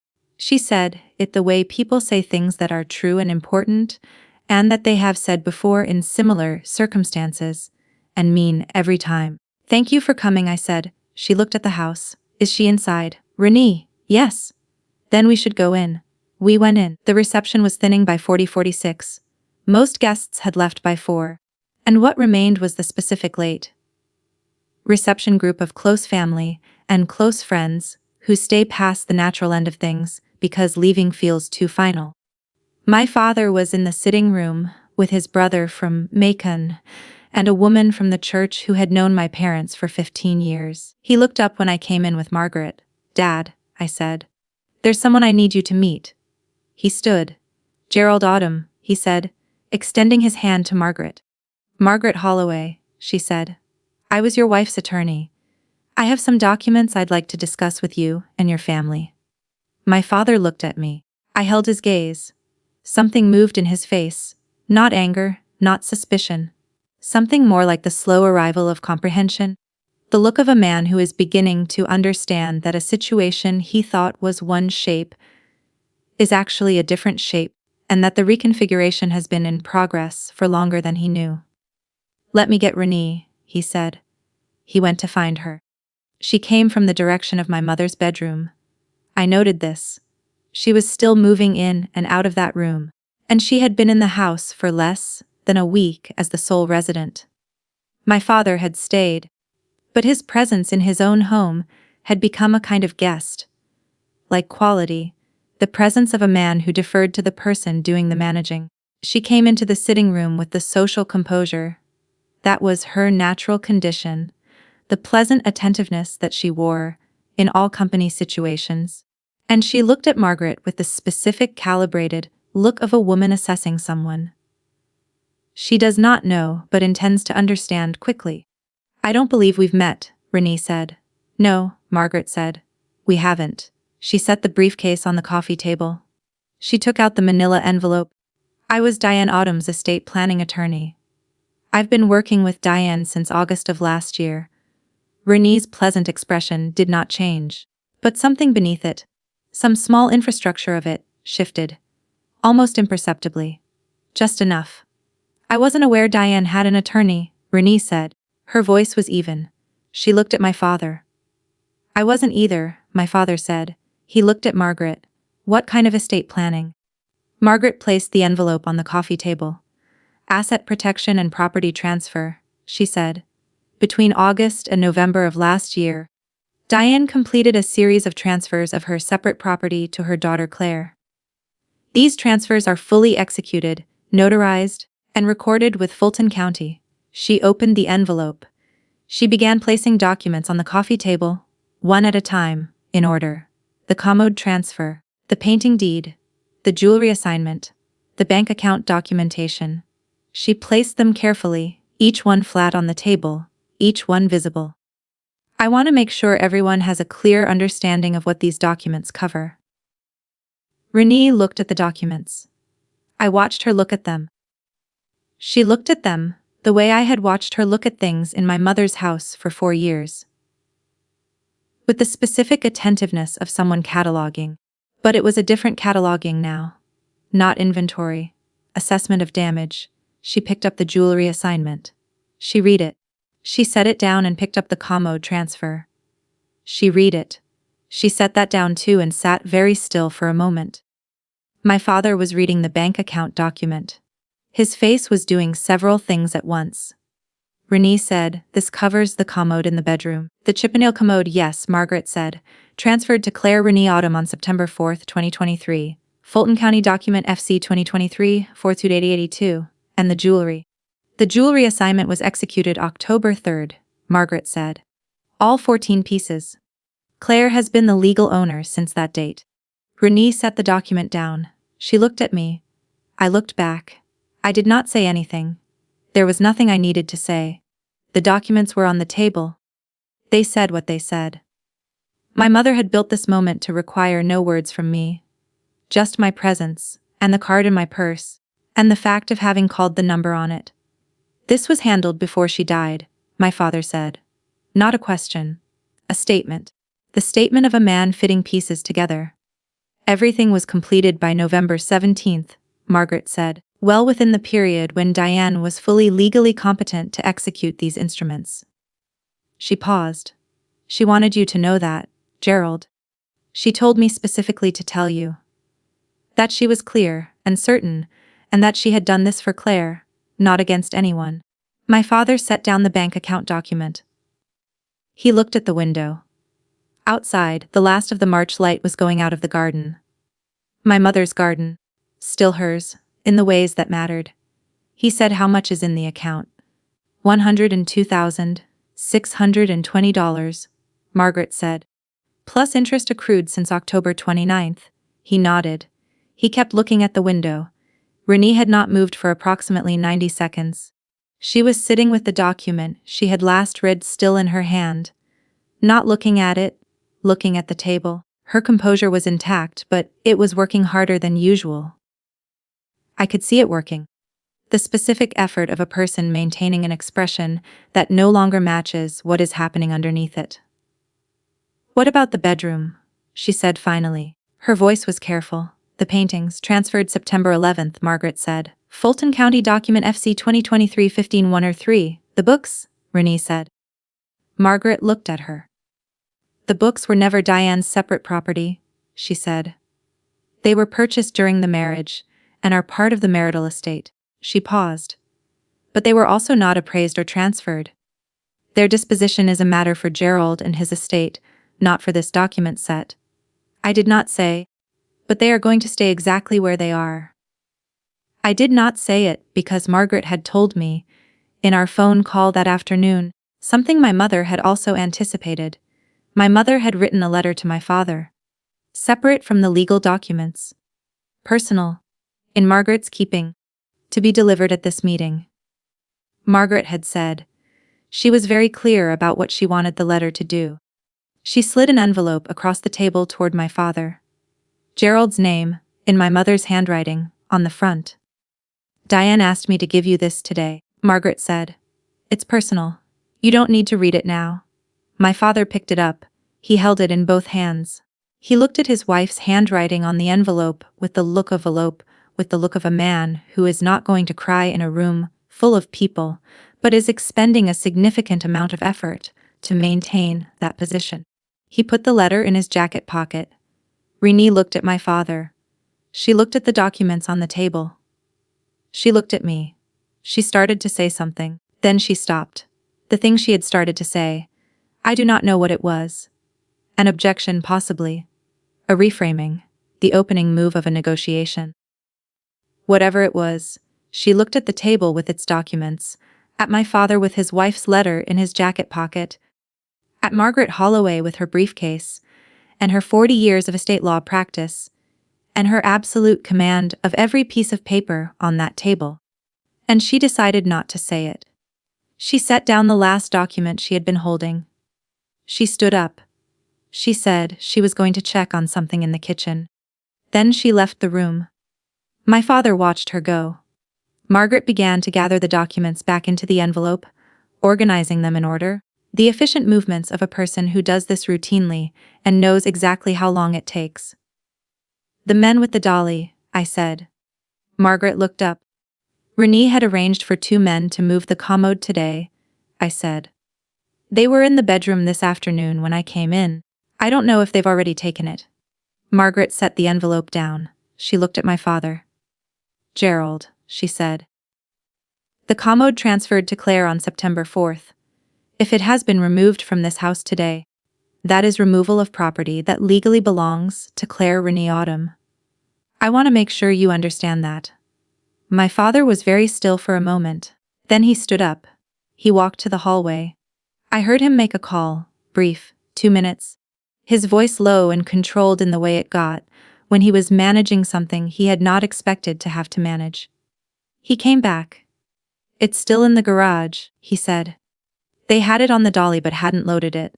He looked at me. I told them to put it back. I nodded. He sat back down. He looked at the window again. At the garden. She planned all of this, he said, not accusingly. Just to say it out loud. To hear how it sounded. She planned it very carefully, Margaret said. She wanted Claire to be protected. She wanted you to know it wasn't about anything else. He was quiet for a moment. She knew, he said. About Renee. A long pause. She always knew more than she let on, he said. He said it with something that was part grief and part, I thought, a complicated pride. The pride of a man recognizing, too late, the full dimensions of the person he had been married to. She was very careful, Margaret said, about what she chose to say, and what she let the documents say instead. My father looked at his jacket pocket, where the letter was. I thought about my mother at a desk in an office building in August, with her spreadsheet and her appraisals, and her precise understanding of what needed to be done. I thought about October, the sitting room, the pleasant dinner, party question about the paintings, and my mother's flat, observational tone saying, "She doesn't have one of her own yet." I thought about November, the blue cardigan, everything that needs to be documented is documented. I thought about a locket in a dresser drawer, a business card in a purse, a note the size of a fortune from a fortune cookie, in careful looping cursive, pressing firmly because she always pressed firmly when she wrote. Trust. The light was gone from the garden now. Margaret Holloway closed her briefcase. Renee did not come back to the sitting room that evening. She went to the kitchen, as she had said, and then she went upstairs. And then, at some point in the hour between Margaret Holloway's departure and my father and me sitting in the kitchen with reheated coffee and the particular silence of a house that has been full of people all day and has finally emptied, she came back downstairs with a bag and said she was going to stay with Cassandra for a few days. She said it to my father. She said it in the voice she used for things that were presented as considerations and were actually decisions already made. She kissed him on the cheek. She left. My father watched her go. He held his coffee mug in both hands and looked at the kitchen table and did not say anything for a long time. Finally he said she was going to take it all. I did not say yes. I did not say obviously. I did not say I watched her in your house for 4 years and catalogued everything I saw and said nothing because I did not know what my mother had done, and I was afraid that saying anything would start a war that nobody was ready to fight. I did not say any of those things, because they were true in a way that belonged to me privately, and not to this kitchen, and not to this night. I said, Mom made sure she couldn't. He nodded. He looked at the jacket pocket where the letter was. He had not read it yet. He was not going to read it tonight. I understood this without him saying it, the way you understand things about people you have known your whole life. He was going to read it alone, in the morning, in the room that had been my mother's room. He was going to need to be alone with it. I did not ask what was in it. My mother had written it to him and it was his. We sat in the kitchen for another hour. We talked about things that were not the letter, and not Renee, and not the documents on the coffee table in the sitting room, because we were both very tired, and the day had required everything we had, and we needed to talk about something that required a little less. He told me about a project his company was finishing in Decatur. I told him about a probate case at Meridian that had finally reached resolution after 14 months. We drank bad reheated coffee, and we were quiet sometimes, and it was all right to be quiet. At 9:30 I went to the guest room. The blue quilt was still there. The closet still smelled of cedar. I lay on the bed without undressing, and looked at the ceiling, and thought about my mother. Not about the documents or the bank account, or the Chippendale commode that was back inside the house where it belonged. I thought about her in August, sitting across from Margaret Holloway with her spreadsheet, saying let's move efficiently. I thought about her in October, in the blue cardigan, looking at the paintings on the wall. After Renee had asked about them, and asked in a voice that was pleasantly curious and was actually something else. I thought about November, and everything that needs to be documented is documented, and the specific expression on her face when she said it. Not satisfied, not triumphant, just settled. The expression of a person who has finished a piece of work and is at peace with having finished it. I thought about January. Whenever it was in January, when she had put Margaret Holloway's card in my purse. She would have had to come to my bag. It was always on the hook by the guest room door when I stayed. The same hook, every visit. Because I was my mother's daughter in certain ways. The organized ways, the ways that came from watching her for 36 years. She would have come to the guest room while I was elsewhere in the house. She would have opened the front pocket of my bag with her careful hands and placed the card and pressed the pocket closed. She would have been calm doing it. I am certain of this. She would have been entirely calm. I fell asleep sometime after 11 with the overhead light still on, which I did not realize until I woke up at 3 in the morning in the full illumination of the guest room, and lay there for a moment, completely awake. The way grief sometimes produces a sharp and total wakefulness in the middle of the night, as if the body has been doing something all day that required unconsciousness to complete. I turned off the light. In the dark, I held the locket. I had put it on the nightstand when I came upstairs. I picked it up now in the dark, and held it closed in my palm. The oval smooth and warm, pressed the hinge. Felt it open. I could not see the photograph or the note. The room was dark, but I knew what was in there. I had them memorized already, in the way that certain small things become memorized the moment you see them. The photograph of me at 7, squinting, gap-toothed. The note in my mother's handwriting. The word trust on the back of a business card. I held the open locket in my palm and thought about trust. Not the legal instrument. The word. What it means to trust someone. Not to trust that they will always be present, because nobody can always be present, because people get sick and people die, and presence is a thing that ends. But to trust that what they have built will hold. To trust the thing they made with their hands. Or in my mother's case, with her careful spreadsheet and her August appointment and her 3 months of Thursday signatures in a law office on a street I had never driven down. She had not protected me with her presence. She had protected me with her preparation. I closed the locket. In the morning I drove back to Savannah. Here is what the aftermath looked like, over the 3 weeks that followed. Not the dramatic version. The actual one. On March 8th. The day after the funeral. The Chippendale commode was retrieved from my father's garage by a moving company Margaret had recommended and delivered to a storage facility in Savannah until I had a permanent place for it. The transfer was smooth and documented and required nothing from anyone except a signature I provided as the legal owner. The movers were professional. The commode was wrapped carefully. It fit in the storage unit with room on all sides, which seemed important to me in a way I did not fully understand until later, when I realized I wanted it to have space. To not be crowded. On March 12th, I went to the bank. The account my mother had built over 4 years, $102,620 plus accrued interest, was now fully in my name.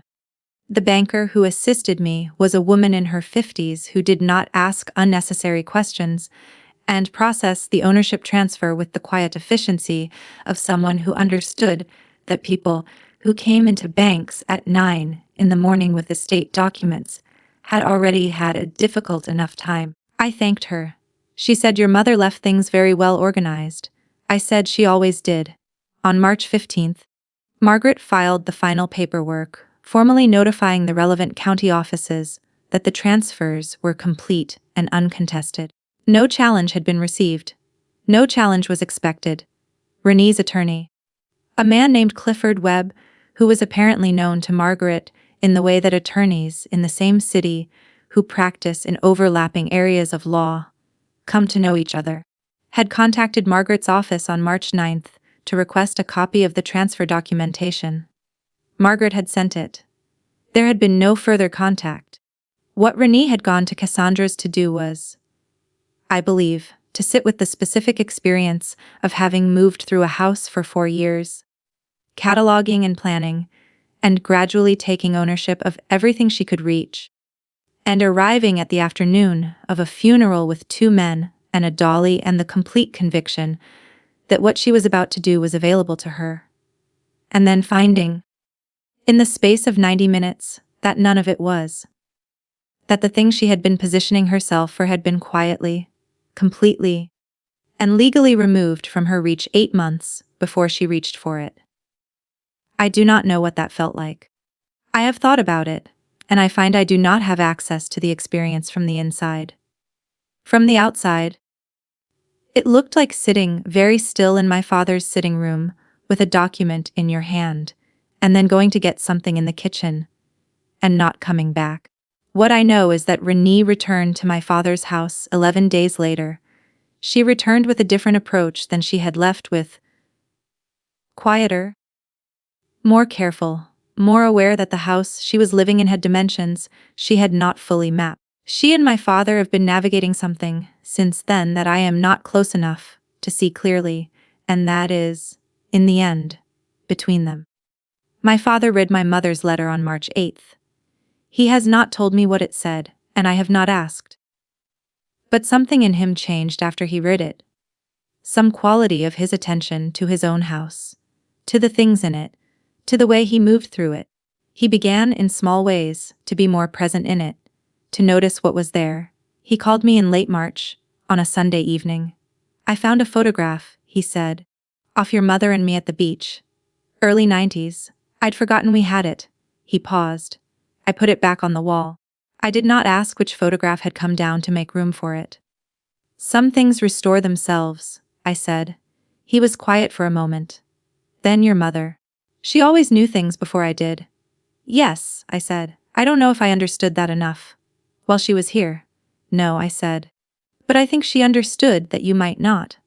I think she planned for it." He made a sound that was half a laugh and half something that was not.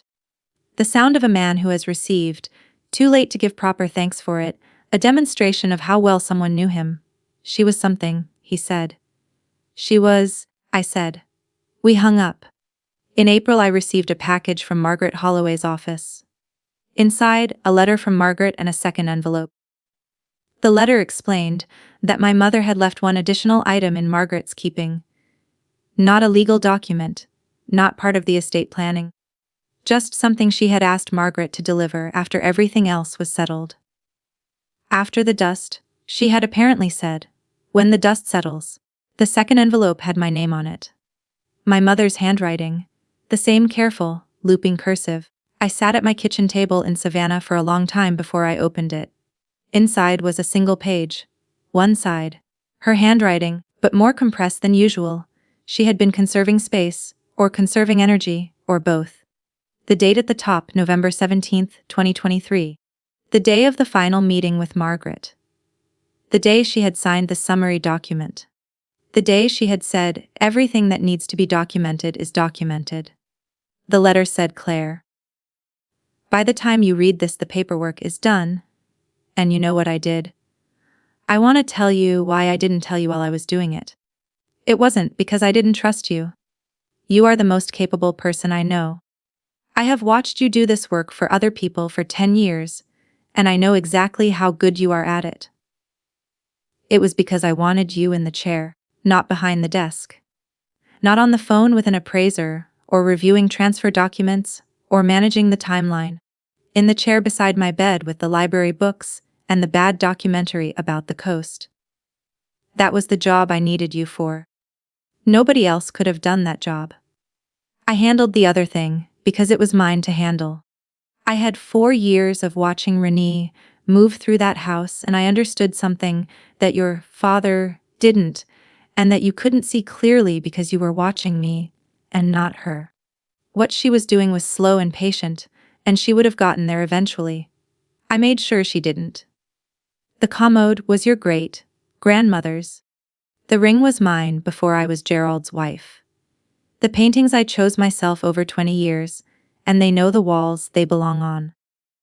The money I saved, because I always knew that certain things needed to be mine separately, and that knowing that is not a failure of love for your father. It is simply knowing how the world works. You work in this field. You know how many people don't do what I did. How many people leave things unattended and let the afterward sort itself out. I didn't want to be one of those people. The locket was your grandmother's. It's yours now. I put myself in it when you were 7 because you used to ask me to carry your picture, and I thought if I put you in it, instead we'd both be carried. I don't know if that made sense. It made sense to me. I want to tell you one more thing, which is that the Thursday visits were the best part of the last 8 months. Every Thursday I knew you were coming, and that was enough to make Thursday a good day. You sat in that chair and talked to me about Georgia Coast documentaries and probate cases, and you brought me the library books, and you didn't treat me like someone who was dying. You treated me like myself. That was the thing I needed most, and I didn't know how to ask for it, and you gave it anyway. That is who you are. I love you. Mom. I read the letter twice. Then I folded it and put it in the locket, on the right side where the note had been, which I moved to the left side beside my 7-year-old photograph, so that now there were 3 things in the locket instead of 2. The photograph, the note, and the letter. I pressed the hinge closed. I held it. Here is what I know now, 6 months after March 7th, that I did not know then. I know that love is not only presence. I have always known this in the abstract. I work in estate law. I see every week what people leave behind, and what they fail to leave behind. I understand that the material arrangements we make for after are themselves a form of love, sometimes the most durable form. I knew this professionally. I did not know it personally until a November afternoon, when my mother looked at a wall of paintings and said what she said. And I heard something different from what she meant, and she put a card in my purse anyway, because she knew I might not hear. She loved me with the tools available to her. At the end, when the tools of presence were limited, when she was in a chair with a reading cardigan and the energy for conversation, but not for action, when the illness had narrowed what she could do without narrowing who she was, she used what she had: a spreadsheet, an attorney, a notary seal, a bank account she had been building quietly for 4 years. She used the instruments of her intelligence and her foresight, and her particular, precise understanding of how the world actually worked. She built something. She made it hold. I know that preparation is not pessimism. This is a thing I have tried to explain to clients for 10 years and have had varying success with, because people do not like to think about after. They do not like to make the appointment, sign the documents, file the paperwork.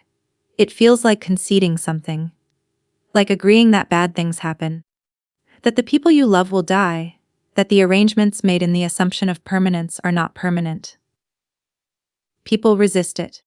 They mean to get to it, and they do not get to it, and then it is too late. And what is left is exactly the situation that the documentation would have prevented. My mother had no such resistance.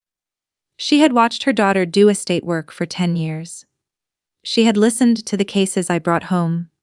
The contested probate, the missing will, the unmarked bank account, the jewelry that 3 children all remembered differently. She had listened, and she had learned, and she had understood that the difference between a clean afterward and a contested one was almost always documentation. Not wealth, not the size of the estate, just whether anyone had taken the time to make the record accurate before the moment when accuracy could no longer be confirmed. She took the time. In August, when she was strong enough to sit across a desk for 2 hours. While there was still time. I know that the things people do quietly are often the most significant things they do. My mother did not tell me about the August appointment. She did not tell me about the September transfers, or the October jewelry assignment, or the November summary, or the bank account she had been building since 2019. She did not tell my father. She did not tell anyone except Margaret Holloway, who was professionally obligated to keep it and who did. She did all of it in the specific privacy of a woman who understood that the work itself was what mattered, not the announcement of the work. That the record would speak when it needed to speak, and until then it only needed to exist. This is the hardest kind of love to receive, the kind that does not announce itself. The kind that you do not know you have been given until the moment when you need it, and it is there, exactly where it was placed, exactly when it is needed, having waited without complaint for the moment to arrive. She had put it in a locket, in a drawer, in a purse, in a county filing system, in a bank account, in a manila envelope, in a briefcase, in a gray sedan, all of it there, all of it waiting, all of it mine. I know that silence and action are not opposites. I spent years watching Renee move through my father's house, and I said nothing. And I have examined this in the months since, and I have come to understand that my silence was not wrong. Exactly, but it was incomplete. I was watching and noting and filing without understanding what I was filing toward. Without knowing that my mother was also watching, also noting, also filing, but filing toward something specific, toward a date in August, an attorney's name, a set of documents. I had been gathering evidence of a situation. My mother had been gathering evidence and doing something with it. The difference is everything. I know that the women who came before us leave things behind that we do not always know we are carrying. My great-grandmother's commode is in my apartment now. I had it delivered in April when I had a place for it. It stands against the east wall of my living room, where the light is good in the morning, and I have put nothing on it yet, not because I cannot decide, but because I keep wanting to look at it first, just at itself. The mahogany dark and solid, the claw feet planted on my floor with the permanent authority of a thing built to last. My great-grandmother owned it. My mother moved it from city to city, wrapped it in her own hands for every move, refinished it when it needed refinishing, appraised it in August, and signed its transfer in September. It is mine now. I stand in front of it sometimes in the mornings with my coffee and think about the chain of women it has traveled through. Each one chose to keep it. Each one chose to pass it on. My great-grandmother, my grandmother, my mother. None of them threw it away. None of them sold it or left it behind or let it go to someone who would not understand what they were holding. My mother made sure of that last part specifically. She made sure by signing a document on September 4th, 2023, in an office building I had never visited. On a Tuesday afternoon when I was driving back to Savannah from what I believed was a routine Thursday visit. When she was sitting in a chair with a blue reading cardigan and a library book, and the expression of a woman who was simply resting. She was not simply resting. She was never simply resting. Here is what I want to leave you with. Because I have been sitting with this story for 6 months, and I have found, slowly, the shape of what it means. There is a specific kind of love that expresses itself as paperwork. I say this knowing how it sounds. Unromantic, administrative. The opposite of the gestures we are taught to recognize as love. But I have spent a decade in estate law watching people die, and watching what they left behind, and what they failed to leave behind, and I have come to believe that the paperwork, the will, the deed, the transfer document, the beneficiary designation, the account that has someone else's name on it, is one of the most profound acts of love a person can perform. Because it requires you to look clearly at what comes after. It requires you to sit with the knowledge that you will not be there, and to make arrangements anyway, for the person you love, so that when you are not there, the record still speaks for them. My mother looked clearly at what came after. She looked at it in July when she got the diagnosis, and in August when she called Douglas Prout, and then Margaret Holloway, and in September and October and November, when she signed her name on a series of documents that moved everything she had built from her hands to mine. She looked at it without flinching, without avoidance, without the comforting fiction that things would sort themselves out. She sorted them herself. She did not tell me she was doing it, because she understood that telling me would have changed what I was to her in those months. She wanted a daughter in that chair, not a paralegal, not a case manager, a daughter with library books and bad documentaries and the specific, irreplaceable presence of someone who loves you and is there because they love you and not because they're managing a situation. She gave me that. She gave me everything else too. She just gave it differently. She gave it in August. I know that forgiveness and understanding are different things, and that you can have one without the other.